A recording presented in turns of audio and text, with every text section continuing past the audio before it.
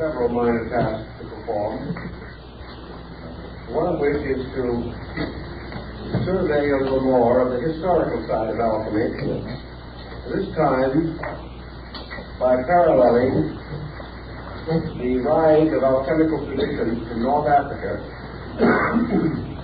and its development among the Chinese. Chinese alchemy is quite different in spirit, methodology, from the European approach to this subject. And because of its comparative antiquity and the way in which it developed, we may have a clue to the obscure origin of European alchemy. We've already noted that the great rise of the alchemistical symbolism with its extravagant use of emblematic devices and elaborate formulas coincided with the rise of the other mystical schools in Europe, and it should not be regarded as ancient as is popularly supposed. Now in China we find what may well be the building up of a pattern that finally led to the rise of European symbolical alchemy. In China, this mystical art is associated with the cult of Taoism. So we'll have to examine for a moment Chinese philosophy, for in China, alchemy stems directly from philosophy, a link which we do not have in the West. We're not sure of the relation of these groups. But from the study of the Chinese, we may well begin to re-evaluate our Western historical approach. Taoism, arising as a result of the teachings of the obscure Chinese philosopher Lao Tzu, passed through three distinct stages in its development. The first, the philosophical, the second, the transcendental, and the third, the theological. These periods are roughly divided into about 600 to 700 year periods. Each of these sections would thereby correspond to something resembling 600 years of development and systematic re-adaptation. In the first 600 years of Taoism, the sect was essentially philosophical and essentially a very high form of Eastern absolutism. Lao Tzu was not only a mystic, but a very profound theist in his interpretation of the essential principle of Tao, or universal being. Hardly had Lao Tzu passed on before his followers, disciples, and several other Chinese scholars who became distinguished in the descent of the system, began to expand and elaborate the essential principles which he had taught. This period of expansion resulted in several recensions of the basic text of the group, and terminated about the beginning of the Christian era, or shortly thereafter. During this first period, we have a parallel with the first period in Buddhist philosophy, which was essentially a powerful ethical agnosticism. But gradually it became evident in popular usage that the abstract principles of pure philosophy did not have sufficient vitality for masses to result in any strong development of sects or groups. The pure philosophy was simply too deep for the average person and did not come close enough to his own living experience. Therefore, the gradual transition took place, in which a series of compromises by interpretation increased the romanticism of otherwise abstract mystical learning. So beginning around the 3rd century AD and continuing till the 5th, 7th century, Taoism passed through what we would call a transcendental or purely metaphysical period. And it was in this period that alchemy arose among the Chinese. And it arose among these Taoist monks and scholars and sages was begun to think as much in this manner concerning the essential teachings of the original master, the ancient master.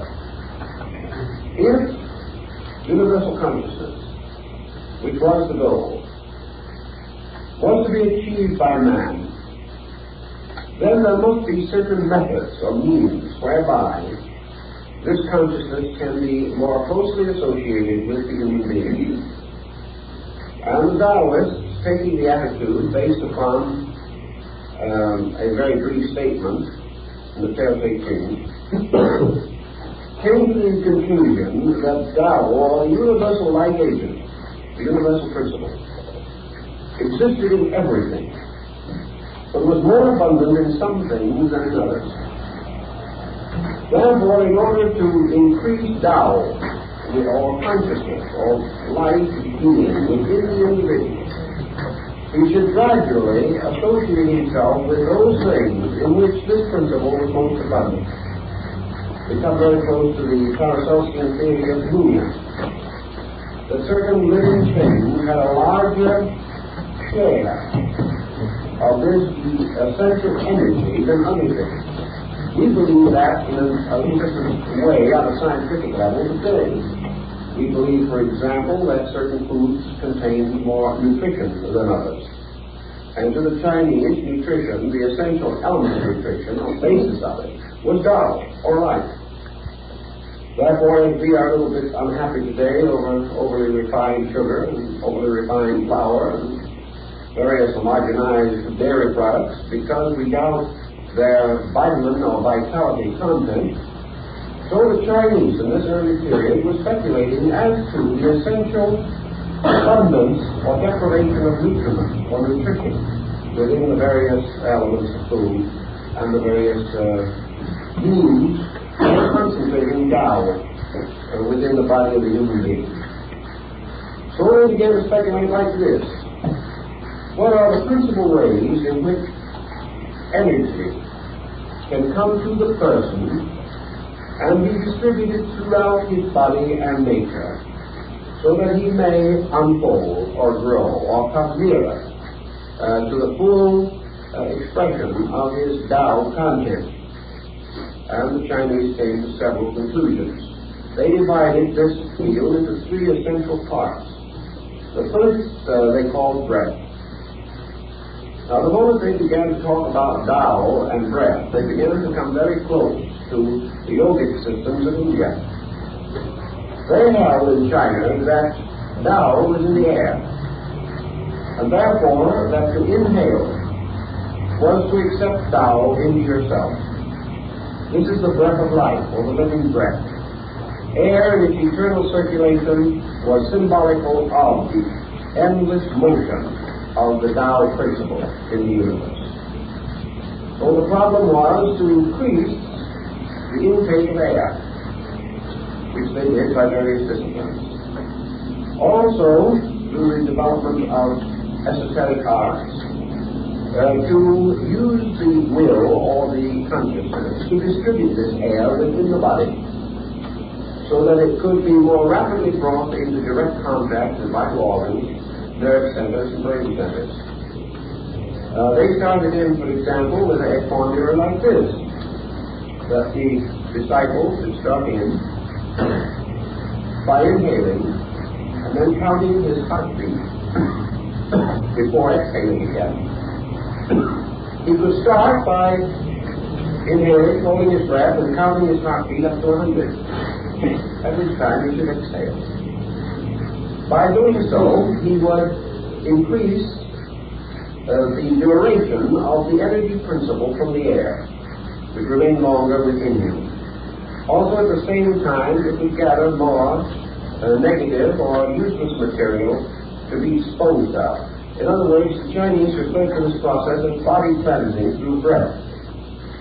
They held that the sage, through practice over a period of years, could finally reach the point where he could hold the breath and count to 1,000, which would be quite a long time, probably 2 or 3 minutes. And also, during this period of time, would accomplish what they call body cleansing. Now, the second part of breath was the Tao is absolute rhythm. And you can estimate the parallel between, for instance, this Chinese policy and Western calisthenics. You can see a good Westerner get up in front of the window, open it up, beat on his chest, take a deep breath, and actually explode. This is our way of doing everything. It's not subtle by any means. But then the West is not subtle. But the Taoist was subtle. So he told them what to do. He said, before you do this breathing process, you should take a feather and suspend it on a very fine thread or hair about 6 inches in front of your face. And in the process of both inhaling and exhaling, you must not disturb the feather's motion. You mustn't cause it to swing or sway or move. In other words, you must both inhale and exhale very quietly, without any sense of pressure. You must not hold the breath until you burst and it all comes out with one fell swoop that would blow the feather across the street. You have to do this all very rhythmically, very subtly. There must be no obvious breath. There must be no obvious exertion. It must be gradually to bring this process completely within the control of the will, and the breath moves so quietly, so silently, so subtly, that only those who were well acquainted with the system could even detect that you were breathing. Thus breath becomes absolutely smooth, as the Chinese call it. And by so doing, you have less and less human interference with this motion or rhythm. So the breath was one way in which they sought to cleanse and transform the internal part of the body. Now, the second thing they recommended was, of course, diet. And in the case of diet, they had some very strange ideas. For example, the Chinese rejected all grains. Instead of wheat being the staff of life or all that type of thing, they rejected grains of all kinds, the 5 grains which they knew. They said that the grains were detrimental to Tao. They insisted mostly upon fruit and green vegetables and foods that were exceedingly light. They felt that any weight of food within the body, even though this weight might be of a very solid and substantial nutritive quality, was too coarse, too mundane, to serve the purposes of Tao. That the universal energy principle found in plants was most easily assimilable directly from a living plant that was uncooked, and that it was also assimilable from the plant itself, rather than from its fruit or seed. Therefore, the stalk, the stem, the leaf, the flower even, was more abundant in Tao than the final consummation of this plant in its fruit or seed. Because in the process of transforming into its final fruit or seed, a transition occurred in the nature of Tao, and it was not so readily available to the body. Thus the Chinese held that universal life could be quickly taken in to certain types of plants and plant life. And in their mystical speculations, they listed a number of food products which were definitely powerful in this element of Tao. Now the third phase of their research dealt with what they call discipline. Having used breath as one means, having used food intake as a third, as a second, the third was the actual use of the mind and the consciousness itself to draw or collect Tao. We then come in again to a very mystical expression of their concept or doctrine. Not only did they use the attention of consciousness to draw this energy, but they then moved this consciousness throughout their own bodies, directing Tao and distributing it by a voluntary action of the will. But whether it was the food or the breathing or the consciousness, it all had to be very rhythmic, very subtle, with a minimum of action of any kind, a floating of life upon the surface of action. Never for a moment this tremendous intensity with which we associate activity in the West. Now the purpose of these 3 disciplines was the achievement of the mystery of immortality. And this corresponds very largely with the Western alchemical concept of the elixir of life. This mysterious substance that if properly prepared and properly used will prolong life indefinitely. The Chinese have an old character who lived, according to their records, probably around 1,000 years BC, who is their equivalent to Methuselah. He's supposed to have lived 800 years. And he's supposed to have lived almost entirely on Tao. In other words, he was maintained by an invisible energy in the air. And these Chinese scholars were quite confident that by means of a complete adjustment of their own bodies, their minds, their emotions, their diet, their breath, their thoughts, a complete adjustment with Tao or universal life, that if they could become like immortality, they would be immortal. And there are many legends in their mystical writings concerning these wonderful sages and saints, like the old teachers of the Jade Mountains, who gained incredible longevity, simply nourished by Tao, or as they would have called it, by the elixir, or the magical agent, the mysterious power of the universal life principle. Even the Chinese use the term medicine, or substance, or elixir to represent this Tao, or free energy in space. Now this approaches on a level of principle very close to European alchemy, except that yet we are not catching very many of the alchemical terms as we know them. The Chinese term for universal medicine is very similar to the alchemical. But we do not have the paraphernalia, we do not have the retorts and the bottles, we do not have the laboratory and the bellows, and we do not have the elaborate alchemical or chemical formula symbolism which we have in Europe. But the end to be attained is almost completely the same. Now this was the first of their concepts in relation to alchemy, the possibility of the attainment of an eternal life, the medicine that heals all mortality, and when attained by the mystic, makes him immune to the evils of the world. Not only is he protected against sickness and age, but he is protected against the evils of any creature that might attempt to attack him or endanger him. He is indestructible because he is identical with Tao, because the interval between himself and universal life has been reduced to a minimum. So, years ago, when I was traveling in Korea, I went into the Diamond Mountain area, and there had the opportunity to contact a few elderly Taoist scholars. You can't say, probably, that they belong to the same pattern as we find on typical old Chinese paintings of wonderful rugged mountains and waterfalls and old scholars seated under a tree. They do not have quite that amount of glamour, but from these men themselves and from legends and lore in the community, we could get a pretty good picture of how things were 1,000 or 1,500 years ago, because change is slow in those countries. It was a well-tested records in that region that many of these old scholars were about 100 years old, and in probability they were. And one look at them would well testify to extreme longevity. There were rumors that some had reached 150.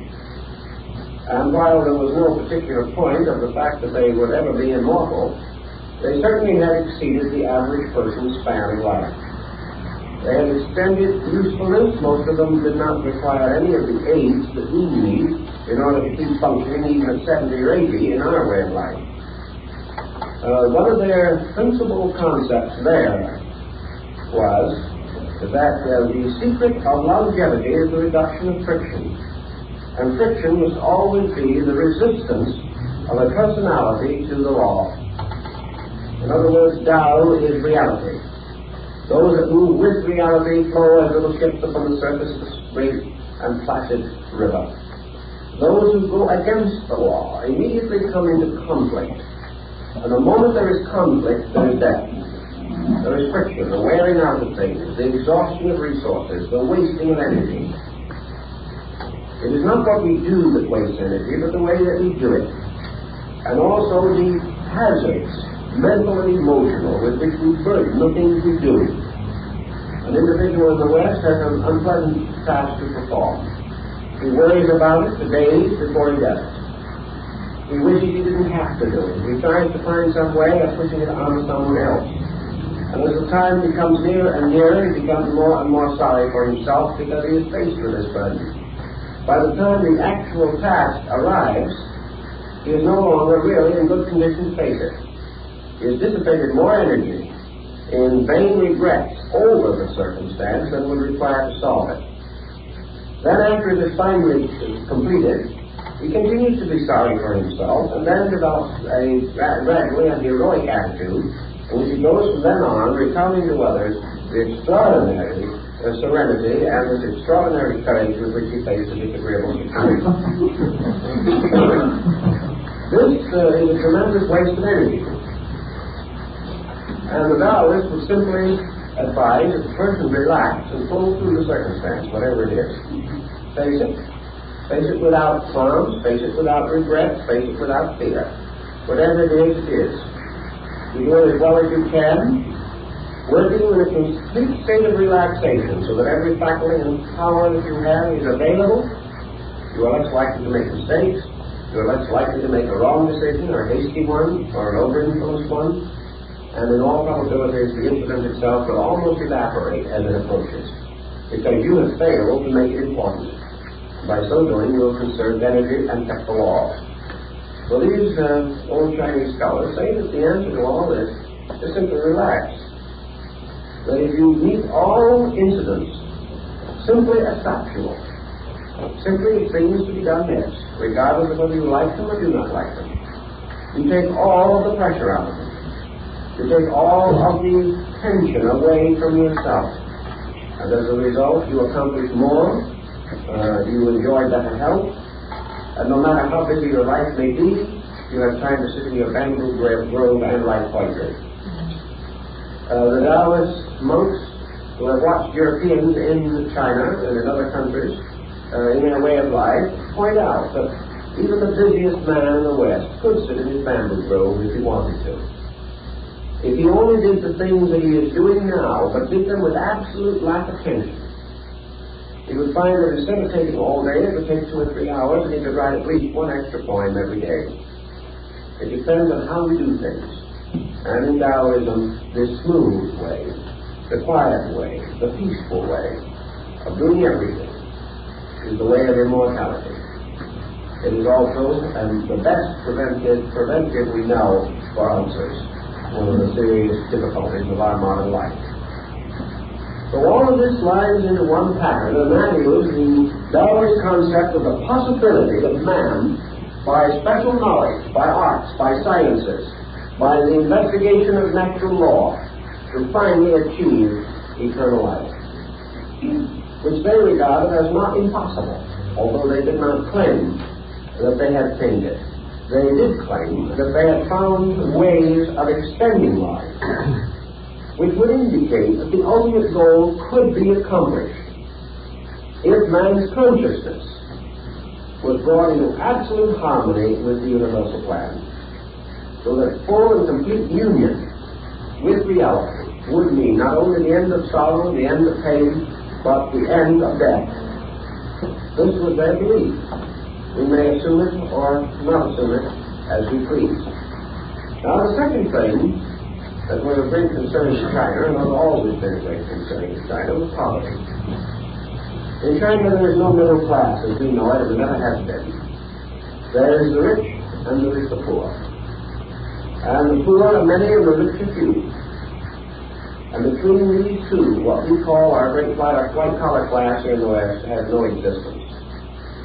So in the second degree of the concept of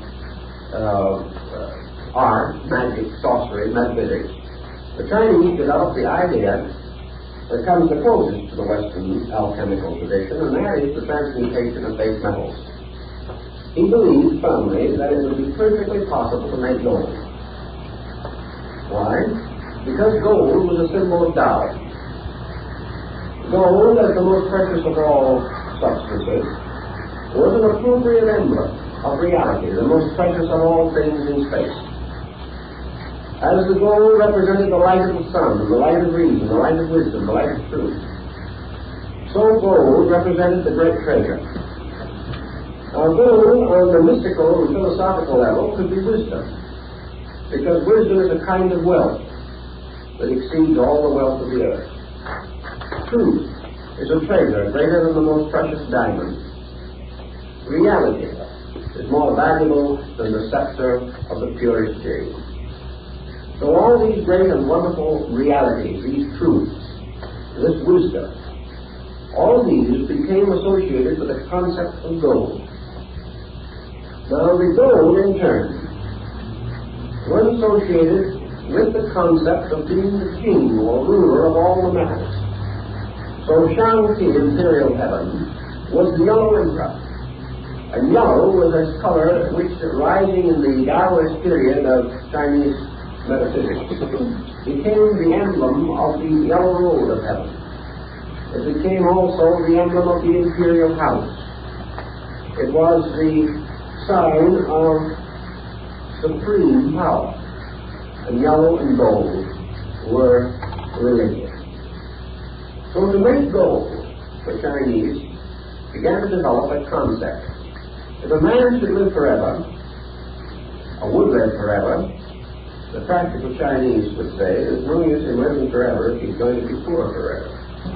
You just can't do anything. You can't get anywhere on that philosophy. And if you think about the Chinese for a moment, you will realize that with all their philosophy and all their art, they're very practical people. There isn't a person in the world shrewder than a Chinese merchant. Now in China, of course, a well-fed person who shows a reasonable amount of rotundity is regarded as almost approaching a divine estate because they're so pure. Therefore, one of their basic symbols for happiness in this world is to be fat. The fat person is happy because you cannot be fat without having something to eat. And in China, an individual who has something to eat is a superior man. He not only is most fortunate, but he must be most clever, or he wouldn't have found a way to get something to eat.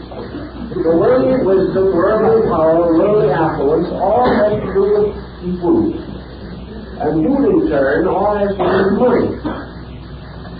So on the physical plane, the Chinese, being always a practical man, instead of doing what some of the Western religions have done, and that is develop methods of meditating for prosperity, he started to go into the transmutation of metals. And believe it or not, just way back in that period, the Chinese hit upon mercury as being the most important metal or element in connection with their transmuting process.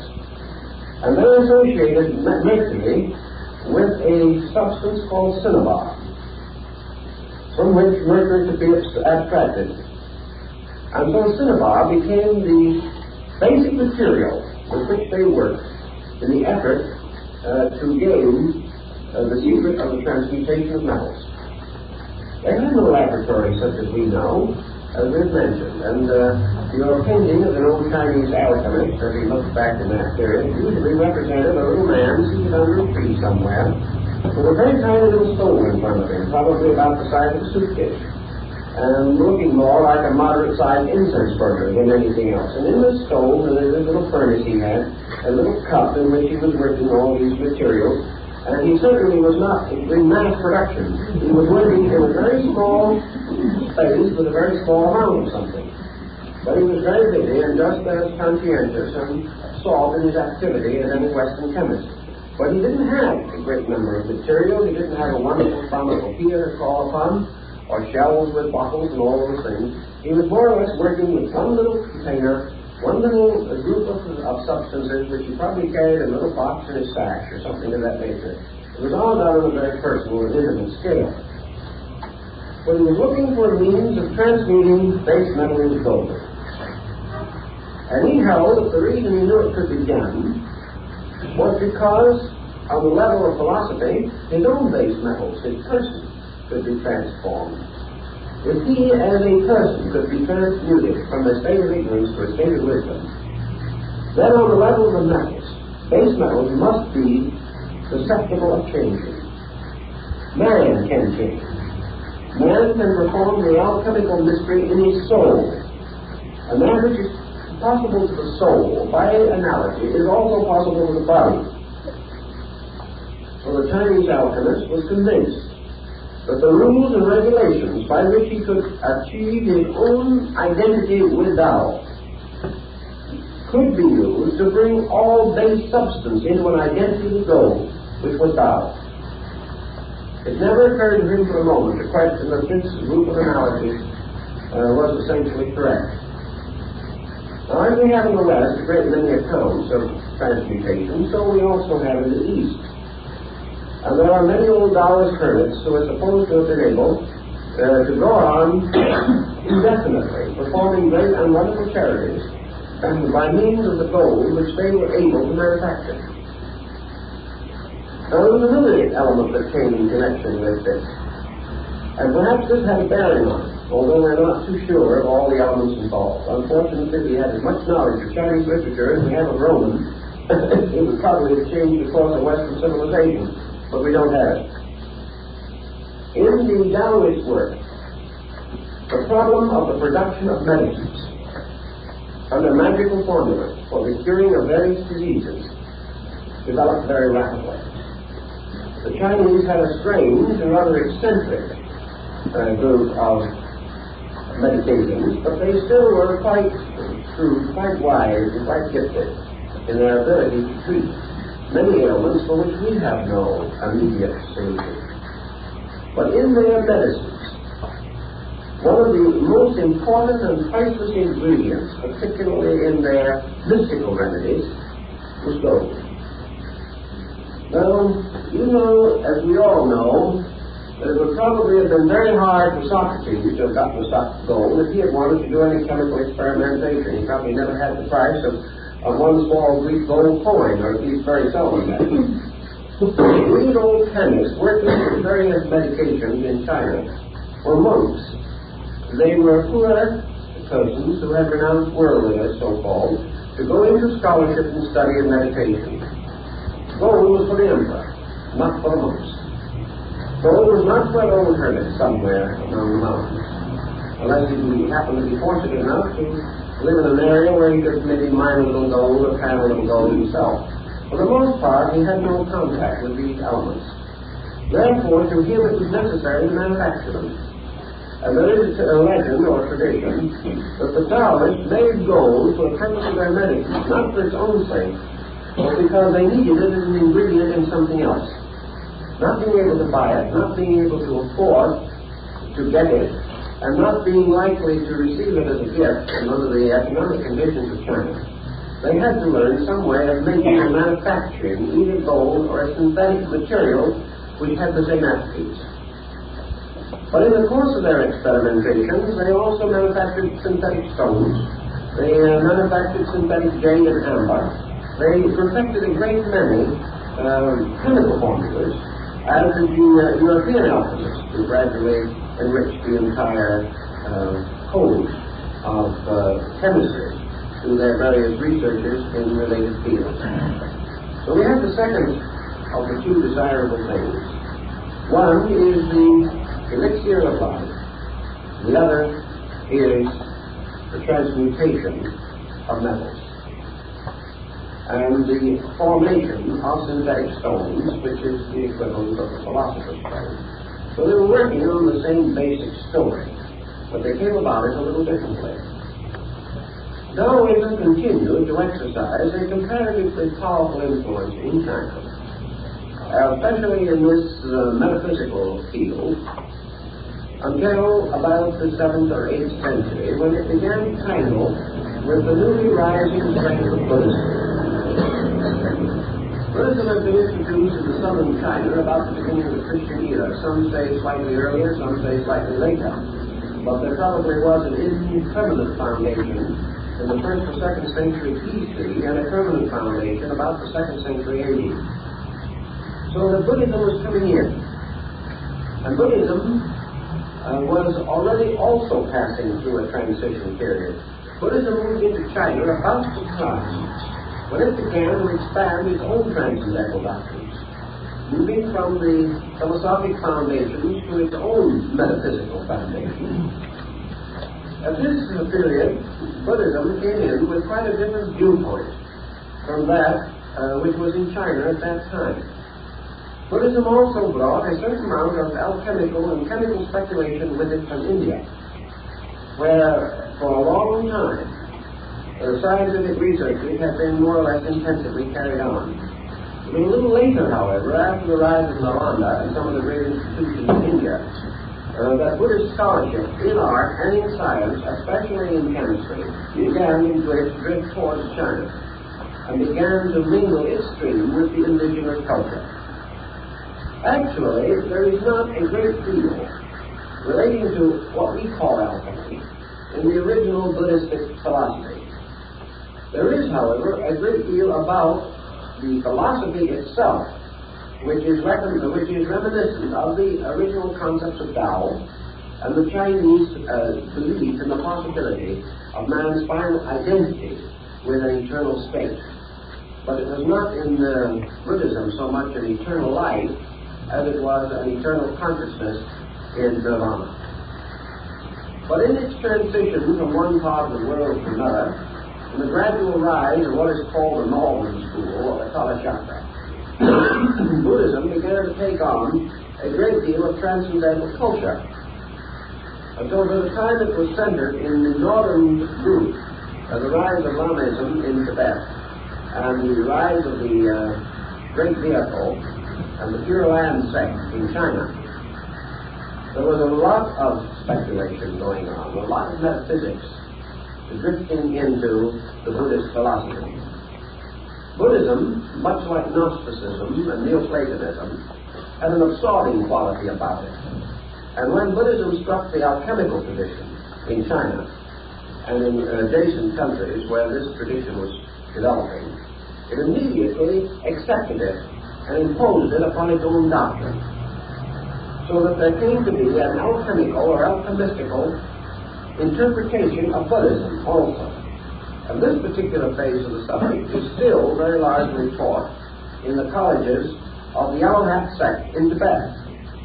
And these colleges, among their other magical rituals and magical studies, include the transmutation of metals, the development of a universal medicine, and the indefinite prolongation of life. Now, all of these ends, as they were developed in the Chinese, would be rather inconsistent with Buddhist philosophy. But when Buddhism moved into a strange area where other philosophies were already present, they became mingled with them in a kind of alchemy of its own. And as a result, there are many doctrines now to be found within the Northern Buddhist schools especially that have very little in common with the original teachings of Gautama. They represent the minglings of traditions from one school to another. Working with this, and going even into Japan, where Buddhism and other groups, and even Shinto, have some alchemical tradition, we gradually observe the Eastern group to be concerned with alchemy or chemistry almost entirely on the level of a means or a method for accomplishing one of the three great purposes of European alchemy. And the two we have mentioned, namely eternal life and wealth, has a third added in the course of time. And that third is the gift of vision. It was very important in these systems that the neophyte or the disciple should eat of the peach of eternal foresight. In other words, the power of immortality implied with it also a complete and eternal knowledge of all things happening everywhere, an ability to mentally announce the future, to examine into the deepest secrets of the world and of life.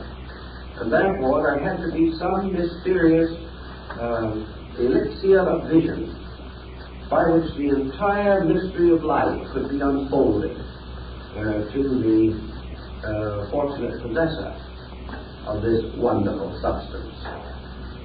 There's another interesting phase of this in the Taoistic concept that also mingled later with Buddhism, and that is that somewhere in the mysterious hinterland of things, there is a place where the genii, or the spirits, or the immortals dwell. There is a mysterious, fabulous land far beyond the reach of the average person. And here, the wonderful beings whom we see in little figures of porcelain and bronze and wood today were supposed to have an actual existence. They were the sages who had eaten of the feast of immortality and had gone off to join the city of the immortals, where the scholars and the mystics and the alchemists and the magicians all live together forever in eternal bliss, somewhere beyond those mysterious mountains that encircle the great Middle Empire. So your would-be alchemist, your mystic to come, believe definitely in the intercession of those who had already achieved the mystery. Because when you have immortal life and eternal wisdom and all wealth, you were a kind of super being. You might come floating down out of the sky riding on the back of a plane, for example. Or you might step off of your familiar dragon in front of his house someday and explain to him all the secrets of life. These people definitely had the belief that there were spirits, and that these spirits possessed these secrets. In Europe you had the same thing, because you had elementaries. And Paracelsus even believed that you could capture and hold these elementaries or beings, that they could give you the secret of the stone and all these wonderful and mysterious powers that had to do with the control of the elements of nature. So we now have the sage, the perfect one, the mysterious elder, who has the stone, and who becomes the equivalent of the European adept. And the Taoist adepts are these wonderful, pleasant-faced old gentlemen with long beards and high foreheads. They're associated with wonderful creatures, dragons and griffins, and wonderful birds and beasts, with knotted staffs and crooked sticks in their hands, and carrying bottles and carrying baskets and carrying bags in which all the paraphernalia and wonders of their knowledge, these was all concealed. Sometimes the genii would sit down on the bag and the bag would float up in space with him. It was anything you wanted. It was magic. And in this second period of Taoism, everything was magic. And magic also could cause you to communicate with these beings. And these beings could take you to the city of the gods, and there they could teach you this mystery of the stone. They could give you the secrets and formulas that you had sought for so desperately and so patiently through the years. So this phase of the alchemical tradition in China paralleled very closely after Europe. The beings in Europe were not quite so fantastic, but the essential principles were the same. But it was possible for you to receive instruction from a master of the art would already achieve this. Because in alchemy, it's perfectly possible for you to share knowledge. You lose nothing by it, the other person gains, but his gain is not your loss. Therefore, there is no particular reason why you shouldn't help him. In China, then, we have all of this tradition building up and growing and developing, and it finally comes out to us after maybe 2,000 years in what we call today flower arrangement. Whether in the Moribana school or the Ikinobo schools of Japan, the arrangement of flowers, the tea ceremony, all of these things, the incense ceremony, all have to do with the same principles, the same rules, the same ideas that underlie the Taoist concept of alchemy. So we'll take a little time to go into that, and we'll try to show you exactly what is intended.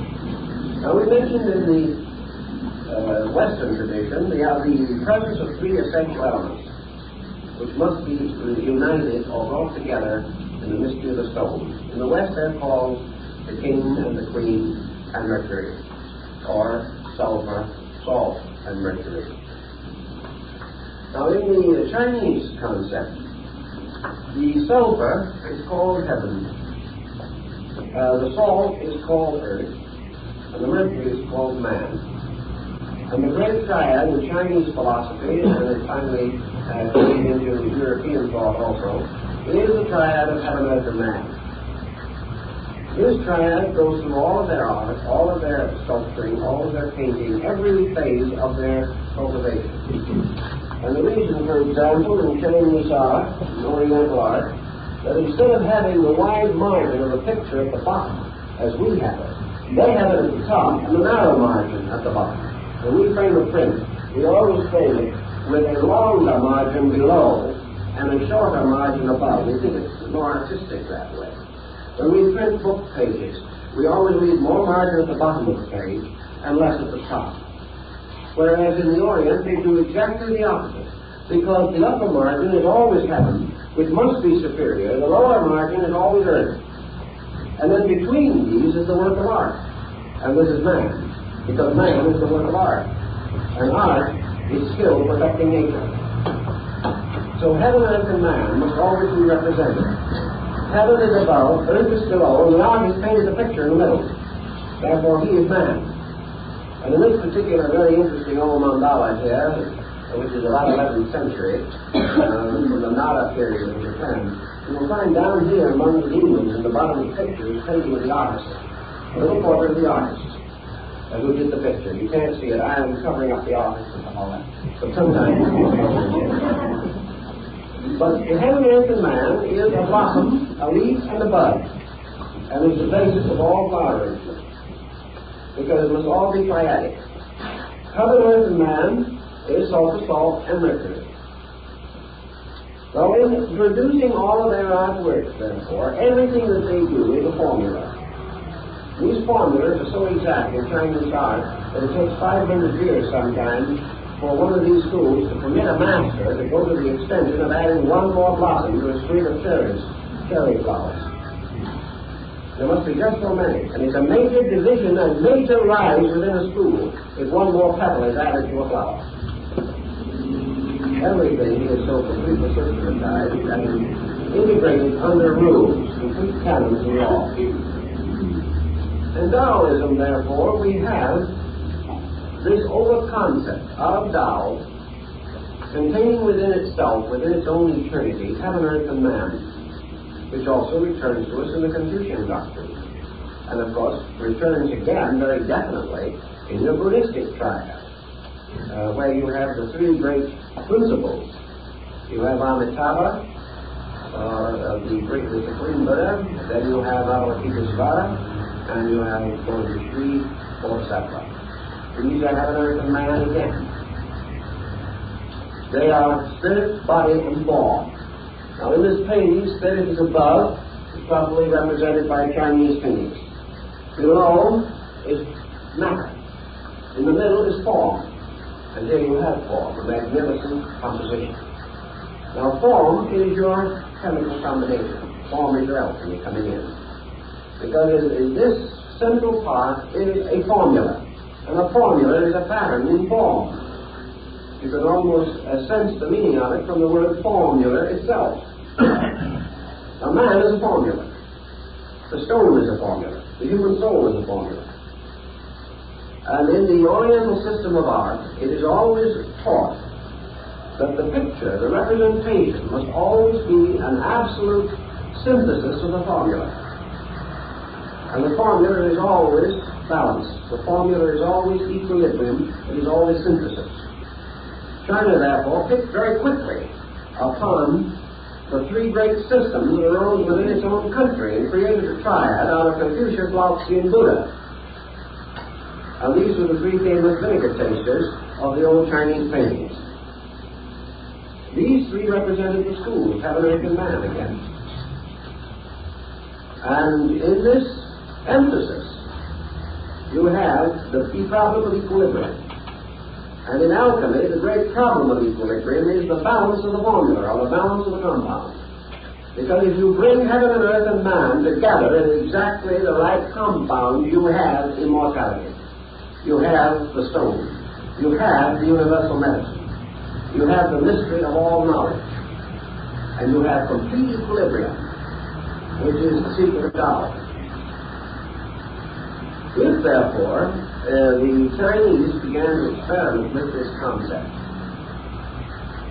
they believed that the great Hermetic miracle was played or was taking place within the great glass bottle of the universe. And upon this bottle lay plainly in Egypt the seal of Hermes, so that we refer to it now as the hermetically sealed bottle, meaning in this case that nothing can get in or out. But originally it merely meant that the bottle used in medicine and science were stamped with the mark of Hermes as a sign of the purpose of the experiment and also as a proper sign of medicine or the healing art. Within the great bottle of space, the universal or eternal experiment was taking place. This experiment was the generation between heaven and earth of man. Now this generation did not mean man just as a human being. Rather, in the Hindu sense of the word manas, meaning the mind or the soul. Actually, the great transmutation was the union of spirit and matter to produce the mystery of soul. A man, because in him, of all creatures visible and knowable to us, we have the only obvious example of soul. And because man is able only to examine himself firsthand and all other things secondhand, and because man cannot find soul in anything else because he can experience only himself, therefore he became the symbol of the mystery. He became the symbol of the mysterious agent in which the compound of the opposites was achieved in the complete sublimation of universals. Man therefore receives from above by the hermetic symbol fire, and by the hermetic symbol of fire, he receives an influx or an internalization of spirit. From the earth beneath him, he receives the ascending influx of matter. Therefore, he has a body derived from the elements and a spirit derived from the stars, as Paracelsus said. And between the elements and the stars, between the earth and heaven, move the orbits of the sacred planets. And these are the seven metals from which the mystery of the soul is compounded. So man becomes the living soul. And as soul, there is achieved within him the equilibrium of spirit and matter. Now, to bring this equilibrium to bear upon the alchemical formula, the absolutely true center of the interval between spirit and matter must be found. And this is again revealed on another level of symbolism which is just as perfect and just as extraordinary, and about which someday I hope we'll be able to talk at greater length, and that is your music symbolism. Pythagoras sketched a monochord between the orbit of the fixed stars or heaven and the surface of the earth or the elements. And he caused this chord to be marked along its way with frets to break the chord, or to break the string of the one stringed instrument into the harmonic intervals. And he placed one fret in the exact center of the string, by means of which he secured the mystery of the octaves. And in so doing, he placed this fret in the position of the sun in relation to the solar system, the way the ancients studied it, so that he caused the absolute point of equilibrium of tone to correspond with the body of the sun. And he caused this in man to correspond with the spiritual nature of the heart. And this sun, therefore, we come to again in alchemy. And from the salt and sulfur, the opposites, mingling together, we have in spirit united to matter the middle distance or meridian of form, the octave point on the thread or cord. And here we have the sun, which is the focal point of the world form being the perfect compound of spirit and matter. Now, as the sun occupies this mysterious central point, the sun is therefore gold, because the sun is produced alchemically in space by the mingling of the opposing elements. And all the great work of heaven and earth is achieved in the production of the sun, or gold, the core of the great world of metals. In this way, the philosophy of alchemy says that wherever there is absolute equilibrium, there is a sun, and that all planets and all other bodies are off balance. Wherever there is the sun, there is equilibrium. And the moment this equilibrium occurs, the sun becomes creative and causes to move from itself a series of unbalanced polarities and forms a solar system. And when the units forming this solar system are achieve balance within themselves, they each become a sun and generate again. Now in man, the Chinese say, he receives his spirit from imperial heaven, the Yellow Emperor. He receives his body from the Great Mother. He brings these two, spirit and matter, into equilibrium and produces a sun, S-U-N. And this sun is the soul. And the soul is therefore composed of gold. Not physical gold, but the same kind of gold that is always created by equilibrium. The moment equilibrium is created in the alchemical mysticism, the gold within a thing is caused to be released. Because wherever there is gold, there is a potential equilibrium. And as I think I told you on another occasion, research at Dornach in Switzerland has shown that gold, colloidal gold, is a sovereign remedy for ailments of the heart. Heart, sun, gold, soul. They are all part of one sequence of values. Now, according to the Chinese, there is gold in everything, just as the Europeans have. Now, what is the gold in everything? What is the seed of gold that must always be present in every single thing that exists? The answer is that everything has within it the potential of equilibrium. All things have the possibility of being synthesized into balance. Now, if you remember in the Sefer HaZohar, the Kabbalistic book of the Splendors, it says, unbalanced forces perish in the void. Thus passed the kings of Edom and the giants of ancient days. Your titans, your chaotic giants, fighting for control of the universe, represented your two great powers, the mother, father dragons in China, that struggled together and produced between them the golden ball, which is the symbol of imperial China and also the symbol of the age of the world. When ether and chaos among the Greek philosophers, the Orphics, struggled and strove between themselves, they finally formed a whirling mass, which became the golden egg of Phanes, which burst forth to release the Logos into the creation of the world. So from the strivings, from the struggles of the unbalanced elements, came again the golden age. Now the golden age on earth is the age when there was no conflict, when everything lived in peace together. This was the first and most glorious of the yugas, the great age of the gods. It is always the same essential symbolism. And gold, heart, sun, man. All these relate to this mystery of equilibrium. So the Chinese, naturally, following all nations that have had metaphysical speculation, came to the conclusion that in some way man's own nature, the etheric field, the magnetic body, his aura, the totality of it, was a body, a crystal room in which his soul was generated. And we hear in the age of chivalry how Merlin went to sleep in an age of glass.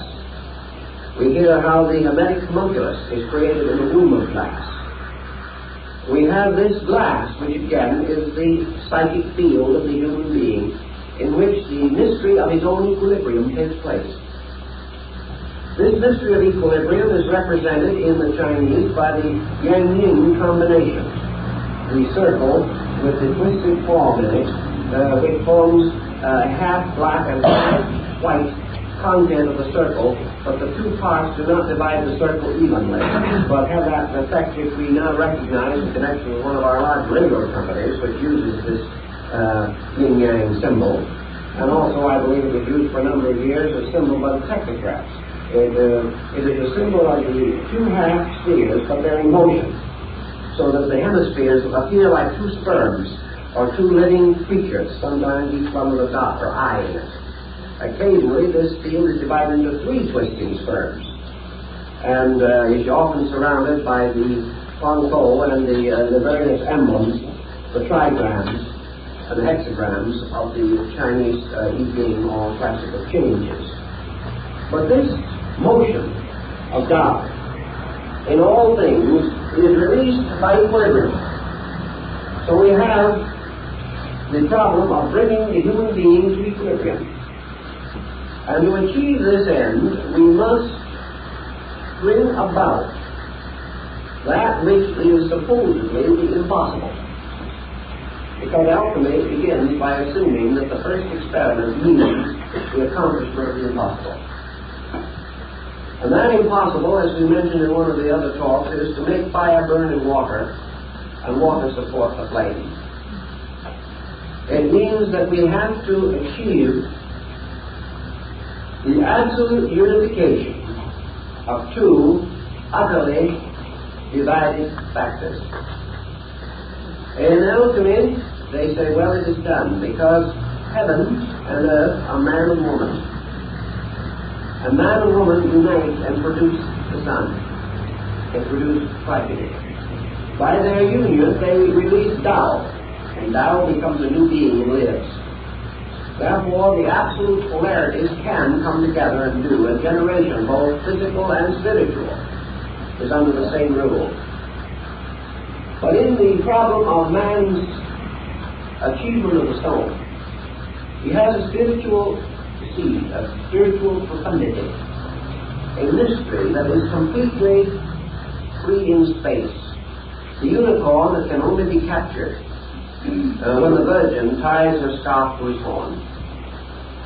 This absolute motion must therefore come into absolute reconciliation with that which is absolute stasis.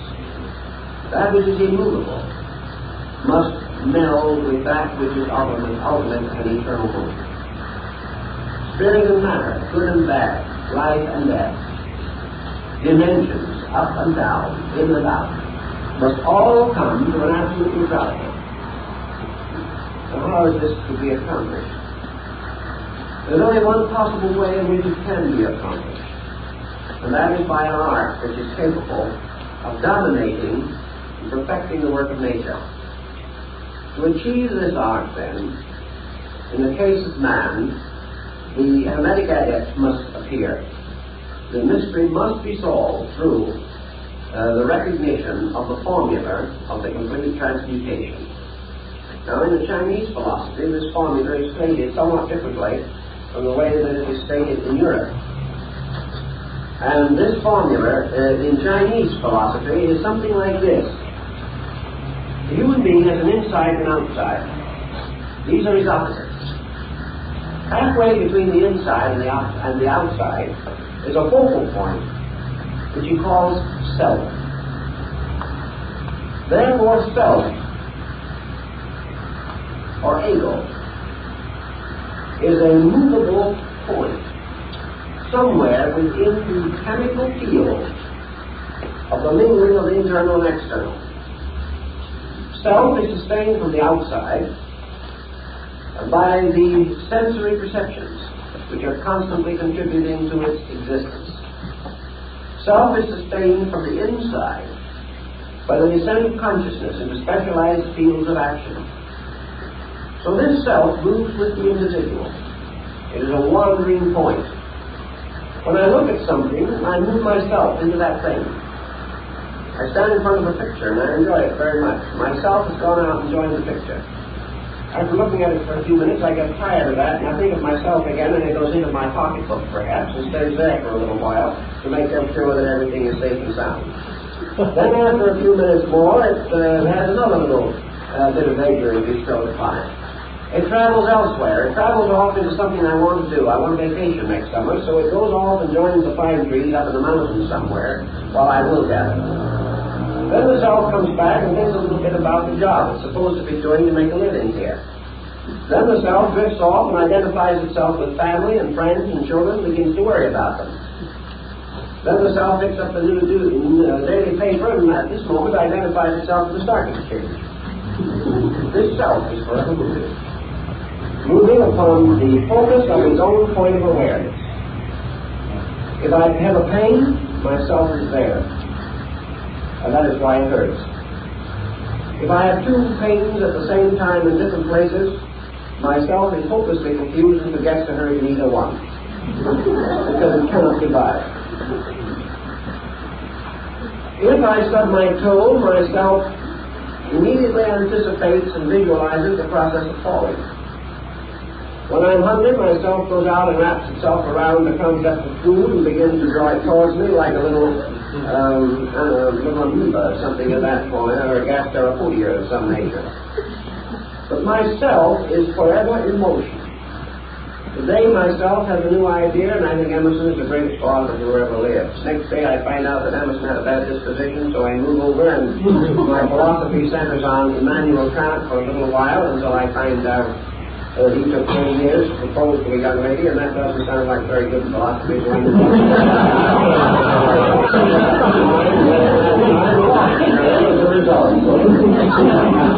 Little by little, myself moves around. Myself takes on illusions. Then he gets disillusioned. Then I hate everybody. I hate everybody but myself. Because I will never accept responsibility for what I do if I can possibly avoid it or shift it anywhere else. So this self, in Chinese philosophy, can best be diagrammed by something that would look like the track of an earthworm wandering through several feet of terrain. It goes in all directions. Now in the West, we think of the self as a center, from which everything radiates and which forever remains the same. But the Chinese and the Hindus do not. They recognize this self as something that is like a will-o'-the-wisp. And its abode is anywhere and everywhere. And that it is an untamed thing, which has to be bridled. And it has to be captured and held and trained, like the wild horses of the gods, or no one can ride it. And that in this wandering around from here and there and everywhere, there is no balance. And that the work of alchemy is to draw the self inevitably and irresistibly to dead center and leave it there, so that it occupies the position of the dot in the circle. The moment it reaches dead center, it ceases to move, and everything else moves around it. This dead center is the true formula, the true point of the precipitation of the stone. Now, how to get this to dead center involves practically every system of philosophy that we know. We recognize at least 7 great systems of philosophy and religion, religious philosophy for the most part, descending from ancient times. Each of them corresponds with a talisman or figure of one of the 7 planets. For the 7 religions and philosophies radiate the truth just as the 7 planets reflect the light of the sun. Therefore, the religions of the world are a series of formulas, of metals, which are involved in this transmutation. And whether we like to believe it or not, the essential principles of all these 7 must be used to project the stone, because all these elements must release the diamond core which is in them. And the world, in its search for the transmutation of the world body or world form into the world soul, must and has achieved all that it's achieved through the alchemy of the transmutation of the 7 planets or the 7 great religions and philosophies. They're all part of the same formula approached on a different level. So here we have man surrounded by his 7 sensory perceptions, 5 active and 2 latent. And we have him trying to transmute the wanderers, which is the meaning of the word planet, and bring them into a focal point.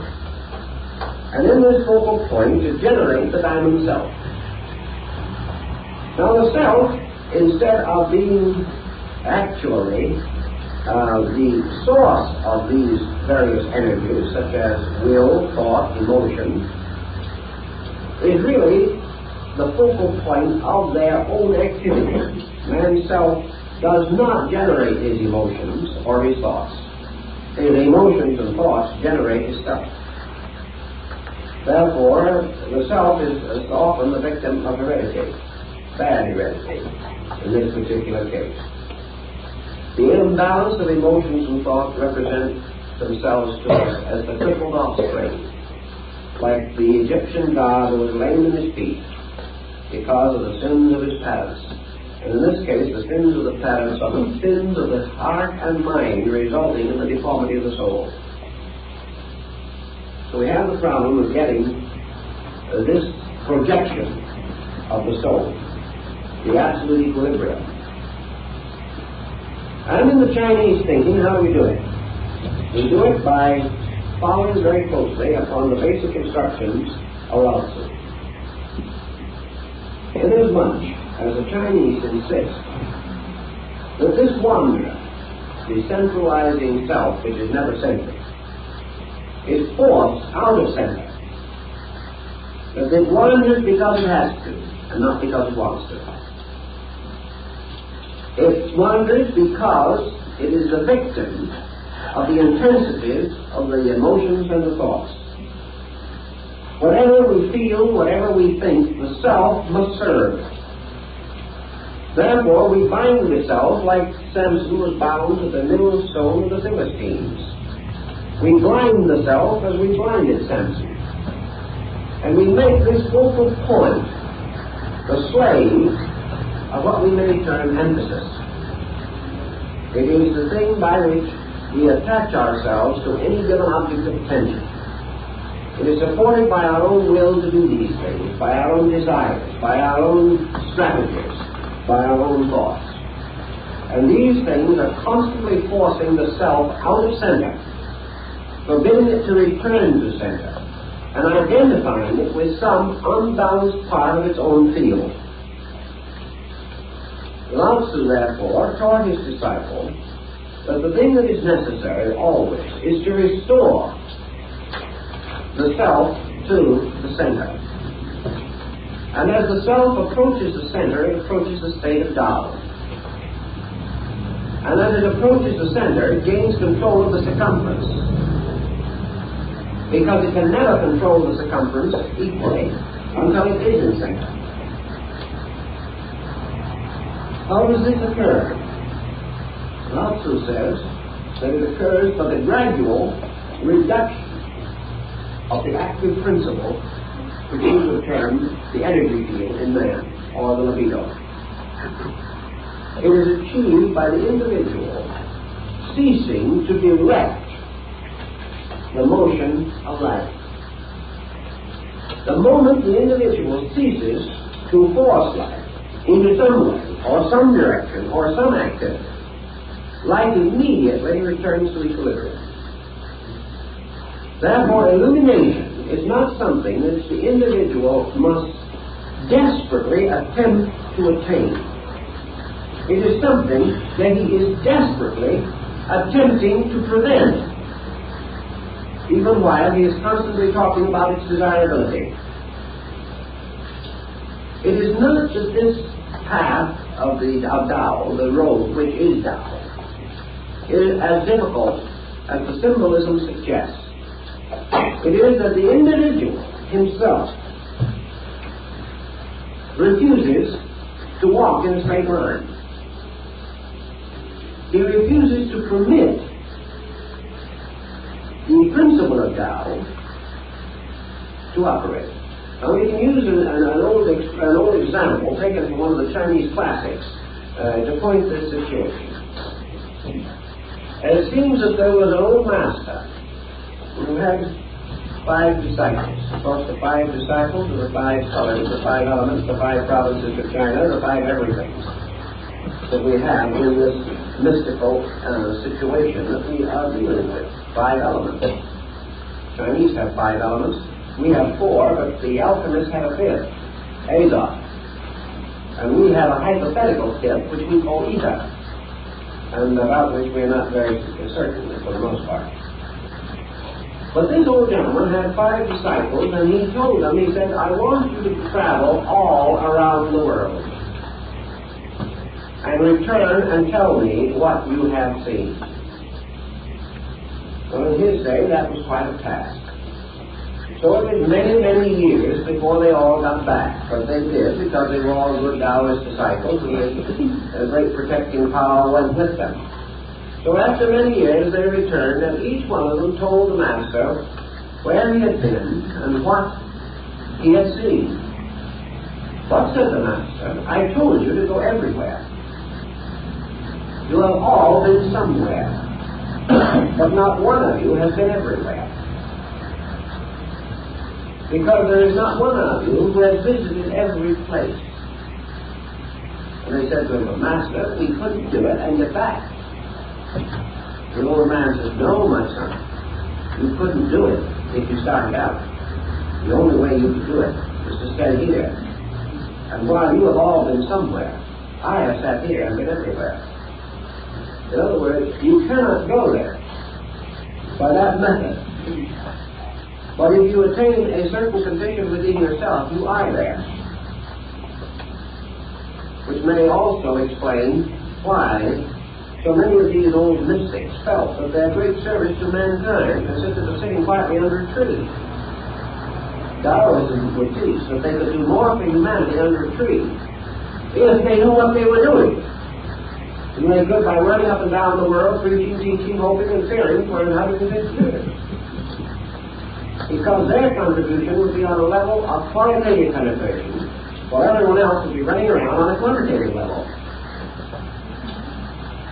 So in the problem of Taoism, the return of the consciousness to the point of equilibrium is attained not by the victory over self through great stress and strain, through wrestling with an angel or something of that nature.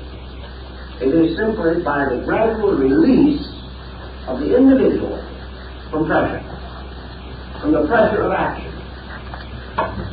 Now we come to the conclusion from this that the Taoist advocates a philosophy of non-action. He does. Not because non-action is negative, but because non-action is all action.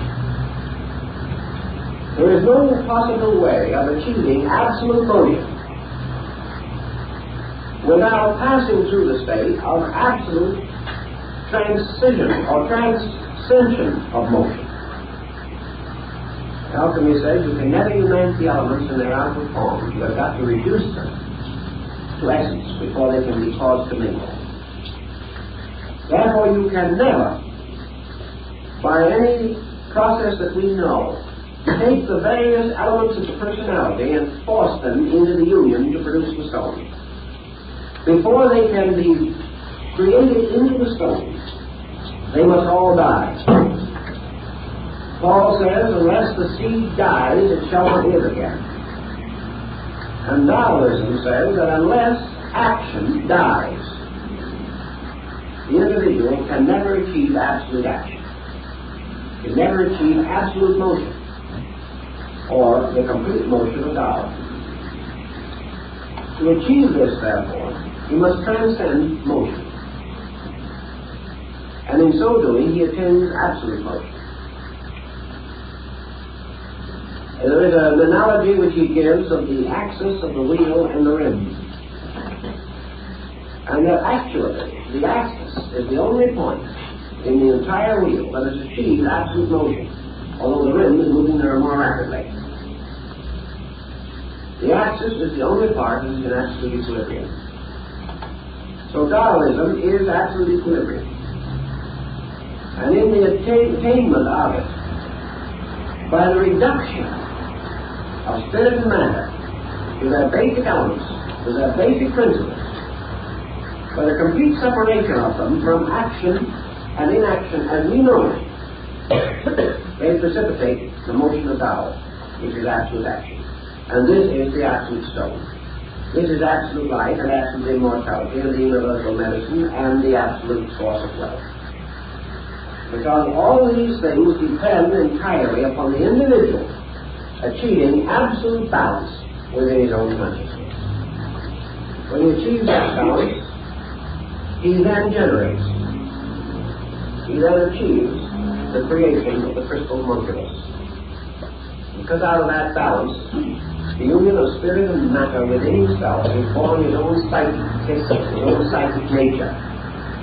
And he becomes a living soul with a spiritual core and a new transcendent nature or transcendent being, as the Chinese call it, within himself. This being is like the Taoist genii. It goes everywhere. It rides on the unicorn. It rides on the dragon. It is absolutely free from fetter and bond. It achieves everything by becoming completely free of everything. It is the only free spirit in space. And it is the only thing that cannot die. Because death is always unbalanced and conflict. And if these two cease, there can be no death. So the diamond soul of Northern Buddhism, which supports the world, Vajrasattva, is the same thing, the same principle again. Buddhism has the same essential symbolism in the tremendous dynamic inaction of its religious art. The majority of your Buddhist figures sit serenely upon the blossoms of a lotus, their eyes half closed, in complete posture of repose, symbol of transcendent action, symbol of the experience of Buddhahood, and representing to the Chinese consciousness the experience of Tao. Now, once Tao has been established within the individual, and his inaction becomes dynamic from within, every motion, every action, every manifestation of himself has to be with absolute rhythm. From that time on, anything that he touches becomes priceless because of the perfect energy of his own consciousness. Anything he does perfectly. A good example of that is your technique in your Zen shoe in Japan of painting and art. When the Buddhist or other religious artist decides to paint a religious painting, he doesn't get a model. He doesn't start in making sketches. He doesn't go through any of the procedure of the Western artist who may do almost anything from chewing his pencils up and down. The first thing that he does before he paints a religious subject is to realize the free subject must be released. It must express itself from within himself. Therefore, he begins by meditation. He stretches his silk where he is going to use it. He sits down quietly in front of it and enters into an inner experience of life. As he gradually releases from his own consciousness, his own understanding of the thing he wants to paint, moving it from within his own internal completely, he gradually visualizes onto this piece of silk the complete picture that he intends to paint. He does so without any effort, without any strenuosity, without any question as to whether it is going to be right or wrong. He simply permits it to visually unfold, projecting his own internal contemplation and his own visual power as though it was a magic lantern, casting a reflection of a picture right onto this piece of silk. And in some instances, it's been known that the artist would sit and look at the piece of silk and meditate upon it for 2 or 3 years without taking so much as a piece of crayon or an ink slab in his hand at all. Then, having completed from within himself the full projection of his artistry, he suddenly takes his little brush, takes his little ink slabs, and in 10 minutes the painting is finished. As one artist said, it took him 10 years and 10 minutes to make a painting. Everyone thought he worked on it for a long time. He worked for the 10 minutes, and he grew for the 10 years. And the combination was a great work of art. This is the motion from within. This is the idea that the Chinese try to express in Tao. That it is the Tao, or universal rhythm, coming out and finally possessing the individual that makes it possible for him with an infallible stroke of his brush, which never needs to be corrected. In Chinese art, you never change a line and you never correct one.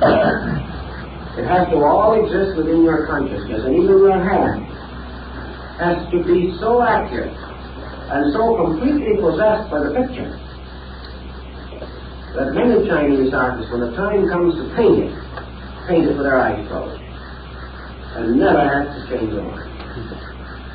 They have visualized this thing, their hands have actually visualized. The great Shingon monk in Japan, Kobo Daichi, had such tremendous concentrational power in this particular situation that he placed a brush between each finger of both hands, remained in meditation until he had completed the concept of his picture, dipped the brushes this way into 10 different slabs, each one with a different shade, and with his eyes closed, painted the picture with 10 brushes at one time, because there was absolute concentration within his own consciousness. Now this is the stone, as far as China is concerned, this terrific power. This man can never need anything in this world, because his own incredible internal can sustain him through anything. In India, a holy man going through the forest is seldom molested by an animal, simply because his consciousness will not permit it. In the Eastern Chinese concept, the entire projection of this from within self is so tremendous that it corresponds with what the Western alchemist calls projection. He uses the term in European alchemy. That he is able to release the stone, release the dynamic, release the universal medicine through himself. There is also a story in China of a great artist priest who was called to tend to a man who was sick. And after he had sat and watched the sick man for some time, this monk asked for a piece of silk. It was stretched before the sick man on a little frame such as they use for painting. And after watching the sick man for a certain time, the monk reached over, dropped his brush into the ink slab, raised the brush, and made a peculiar line on the silk, just one line. The sick man got well. Because the monk had captured the peculiar rhythm that was broken. And as the eyes of the sick man followed the rhythm of the line, it restored him internally. Pythagoras claimed to have done the same thing by striking one chord upon a lute. He was able to cure all kinds of sickness in that way. It was a symbol of the line. So in Japan, also among the Zen Jews, you will find the fable or legend of the monk entering into meditation of the most profound nature. And in his meditation he drew a door on a piece of silk. He sat and watched it, and according to the story, visualized that door. Finally he got up, opened it, and went through the silk into Nirvana. Never returned. Now these things are no more remarkable than the idea that Roger Bacon was able to pay for the Crusades by artificial gold that he manufactured in the Tower of London. They're all parts of this story. A story which has been ridiculed because of its outward appearance being sheer fantasy. For the story which has to do with the entire internal life of the human being. A life which is controlled by the centralizing of consciousness. Daruma, the patriarch of Zen, had an episode in his life that is a little reminiscent The story we find in the New Testament. Now, we were in meditation one day, was walking along by the side of the sea. And after he was long in his meditations, he suddenly sort of came out of this trance-like condition of ecstasy in which his mind was one with the infinite, and suddenly, to his amazement, observed that he had walked out several miles under the surface of the water. The moment he realized he was out there, he sank. But as long as his consciousness had been held in complete suspension, he didn't know it. He didn't sing. They also tell many similar stories about the power of this internal. Now, once he says this power is real, that it is possible to achieve this tremendous victory over phenomena by the complete integration of the luminal part of the internal nature. This constitutes not only a victory over the world, but a victory over the great cyclic laws which control the activities of the unenlightened. Buddha is said to have risen victorious over the power of the 7 planets. In the same way, the alchemist, transmuting the 7 souls which make up his psychic nature, and attaining complete transcendence over them, and causing them to form the diamond soul, or the great adept self, achieves complete release from any limitation conceivable to the human mind or emotions. Therefore, he is completely without stress or strain.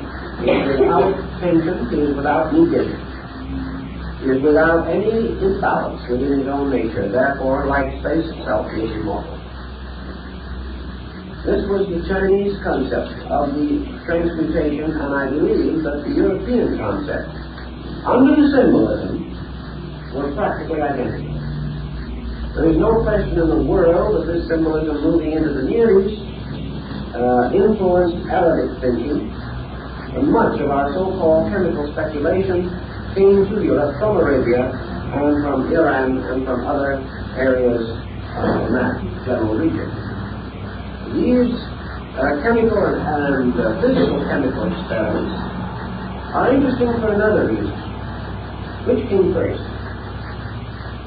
Was alchemy the mad mother of chemistry, as some would have us believe? Or did physical chemistry arise from man's gradual recognition of great symbolical patterns within his own psychic nature? Is chemistry one of the expressions of the soul itself, interpreting itself through the symbolism of medicine and chemistry, and to a certain degree in philosophy and mathematics, all of which are involved in this subject? I am inclined to think that the alchemical symbolism arose out of man's own psychic recognition of these laws,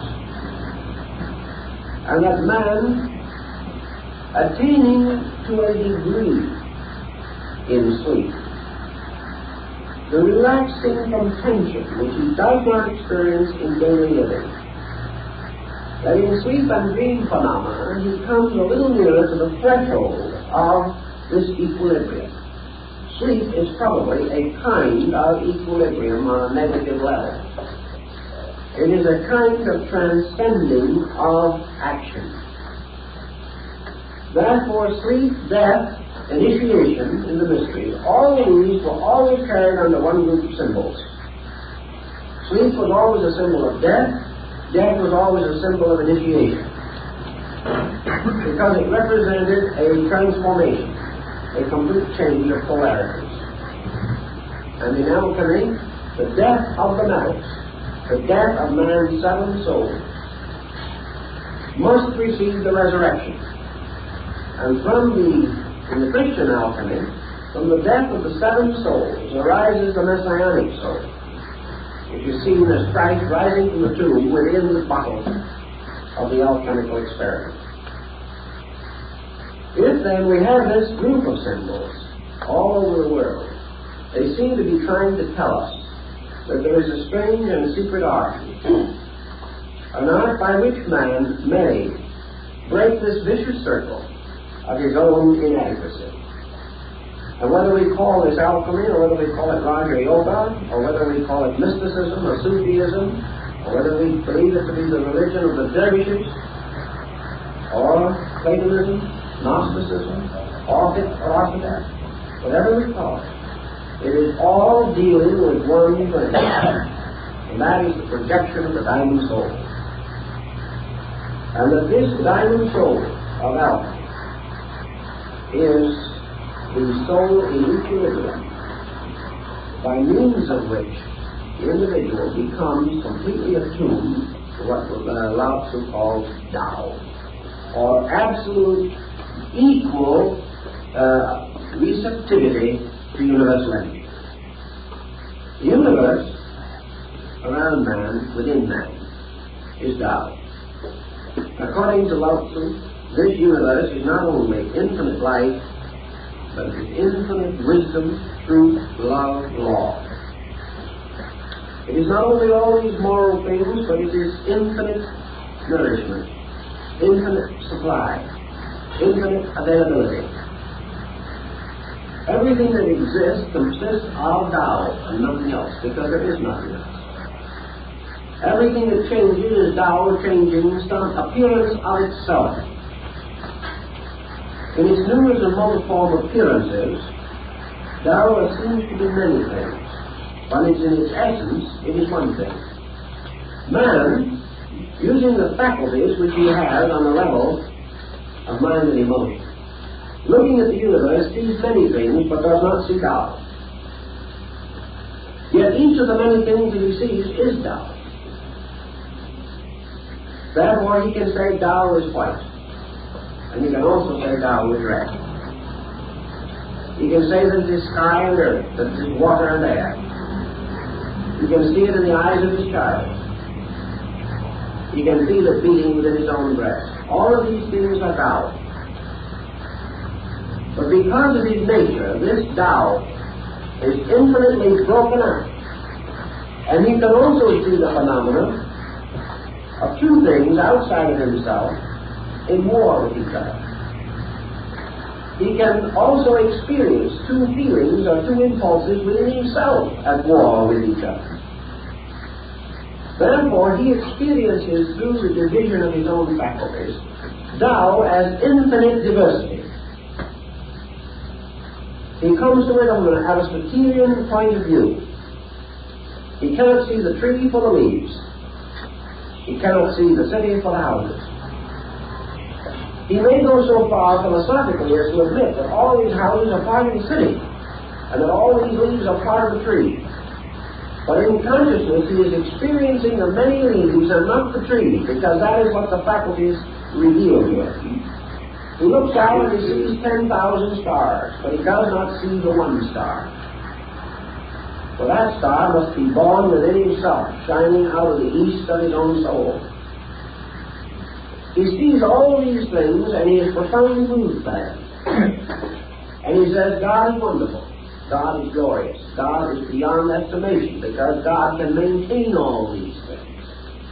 And that there is an infinite power somewhere that can keep these thousands of millions of worlds radiant and rotating and revolving in their mysterious orbits in space. Therefore, we come to the concept of deity as infinite immensity, absolute power, tremendous authority. But always there is the star and the earth. There is the water and the moon. There is man, there is hunger, there is death. So man lives in this tremendous experience as within a great vessel. And he knows that he is living in a world of absolute energy. Yet he must work with his energy to transform it so that it will work in a combustion motor. He must work with it another way in order that it shall work within his own body to maintain him. He is living in a world in which energy is available, but must be constantly conditioned and changed. He finds it also possible to die of starvation in this world of absolute food. He finds it possible to die of ignorance in a universe of absolute wisdom. He finds it possible to die of loneliness when he is constantly in the midst of everything that lives. These are because he has not experienced Tao. Because he has experienced only the manyness. He has never experienced the tremendous dynamic of the diamond self, or the soul. So gradually, through the experience of manyness, he begins to recognize the necessity of reuniting broken parts. And he creates formula. And formula is nothing but a method of achieving an end, a scientific method for accomplishing a given purpose. So we have in his great esoteric systems like Buddhism, and in the teachings of Yoga, Vedanta, and Taoism, and many others, he has the disciplines, the formulas, for the shifting of this sense from manyness to oneness. From the experience of God as all to the experience of God as one. A one which contains the all. Or the experience from the experience of God as infinite action to God as inaction, which is supreme action. Now our concept of action and inaction is that when action happens, we're doing things. When inaction sets in, we're not doing anything. The Chinese say that's no, that is it. That's because we are looking at it from our level. The truth of the matter is what we call action is the supreme inaction in space, and what we call inaction is complete action. Therefore, that the motion is not from action to inaction as positive to negative, but from action to inaction as from negative to positive. The Tao and Tao alone is positive action. Why is it positive action? Because it is the only action upon which all things depend and which in itself depends upon nothing. Everything that lives because of Tao. And yet try and find Tao. Try to find this complete suspension of action. Try to find Tao as the teacher. It will never speak. Try to find it as the friend. You can never embrace it. Try to find it as nutrition. You can never put it on a plate and eat it. Tao is infinite. Therefore, the experience of Tao is the experience of infinite. And the individual moving towards supreme action finds that absolute action is absolute experience of infinite. And all else, comparatively, is inaction. Thus, internal action is supreme and external action is comparatively unimportant. The only reason we have to run up and down is because we do not know where we are going, and would not know if we got there.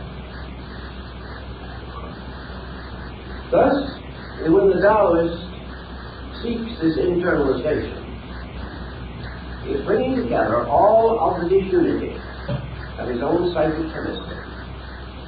He is reintegrating the seven souls to form the great soul. And he is then transmuting all activity, first into suspension of action, and finally to release through it Tao action. He calcines or burns up or exhausts all of his own personal actions.